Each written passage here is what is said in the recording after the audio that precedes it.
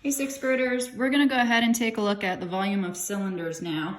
And the cool thing about the volume of cylinders is that we approach this in the same way that we approached the volume of prisms. So what you need to do is find the area of the base, and you're gonna multiply that by the height of the cylinder. So you will multiply the area of the base shape, and with a cylinder, I've got one right here, the base shape, remember the bases of these shapes, they have to be congruent and parallel to one another. So the two congruent and parallel shapes on a cylinder are the circles. So it is a circular base, and you multiply that by the height of the entire cylinder. And remember, the area of a circle is pi r squared. So it's going to be pi times r squared times the height of the cylinder. And that's going to be our formula to calculate the volume of cylinders.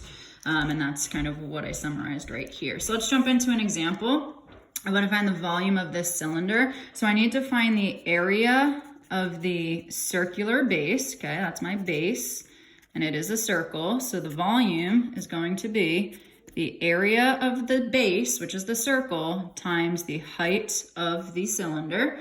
So this is pi r squared times the height, and now I substitute in what I know. So this is 3.14 times your radius. The radius is right here, it's 2 squared times 6. I didn't give you units, so at the end we'll just call them units. Okay, so 2 squared, remember PEMDAS, we need to do exponents before we multiply and divide. So this is 3.14 times 2 times 2 is 4 times 6. So this is 3.14 times 24. And again, for the sake of the length of these videos, I'm going to go ahead and use a calculator just to crunch these numbers. Let's see. All right, 20, whoops, no, okay. 24 times 3.14 is 75.36 units. Square unit, or excuse me, no, this is volume. Cubic units, cubed. That is cubed to the third power. Sorry, that's a 3 right there to the third power. It's cubic units, and the reason is because up here you have units that are being squared, so that actually creates the square units. And then when you multiply square units by units one more time, you get cubic units. That's something that I believe Miss James is going to go over with you next year. That's called the laws of exponents. So we'll just kind of take it at face value for right now. All right, let's look at this next example. I want to find the volume of this, so I need to find the area of the bottom and then multiply it by the height, okay? So volume is equal to the area of the circular bottom times the height, and that's going to be pi r squared times height. We are not given the radius, we were given the diameter, so we will divide that by 2, and we get 5 feet for our radius.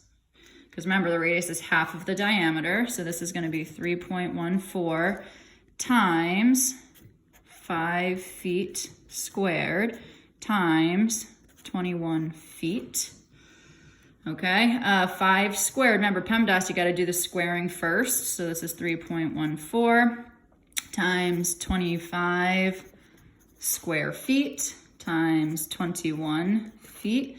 And again, for the sake of time of this video, I'm gonna do some number crunching on my calculator. 3.14 times 25 times 21 equals, all right, 1,648.5 cubic feet. So again, you will do this with Miss James, but when you multiply square feet by feet to the first power, it does indeed become cubic feet. All right, I'm gonna do one more example with you, and then I want you to finish up the rest on your own and check the answer key on the website. All right, so again, we're finding the volume, and the volume of these shapes is going to be the area of the bottom times the height. So it's the area of a circle times the height. And we get pi r squared times height, 3.14 times 7 is the radius, 7 centimeters squared times 12 centimeters. And this is 3.14. 7 times 7 is 49 square centimeters times 12 centimeters. 3.14 times 49 times 12 equals 1,846.32 cubic centimeters. Remember, volume is always measured